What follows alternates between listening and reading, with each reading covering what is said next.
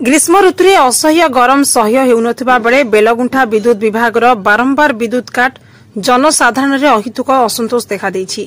पूर्व टीएसओडीएल मनमुखी कार्यकलाप और विद्युत काट जो लोके असंतोष जाहिर करथिबा बेले गरम दिन में मध्य एही असुविधा बोझ उपरे ललिता बिड़ा सदृश होइछि। गोटिए कि दुई थर नुहे, दिन को 8 थरु अधिक किछि समय व्यवधान में विद्युत काट हेउछि। फल घर मानकर थिबा छोट छुआ, असुस्थ व्यक्ति और वृद्ध वृद्धा नाही नथिबा असुविधार सम्मुखीन होउछन्ति। एपरिकी जल जोगाण समय मध्य विद्युत काट लोकंक पिछा छाडुनी। जल जोगाण समय विद्युत काट हेले लोके पीबा पई पानी संग्रह करि पारुनाहांती। विद्युत कष्ट को भारी जल कष्ट होई पड़ुथबा आलोचना हेउछि।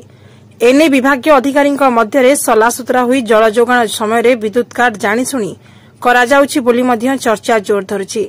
आउरी मध्य सहरर कौनसी जनप्रतिनिधि एने तिळ हेले चिंता न करिबाकु नै लोके चकित हेउछन्ति।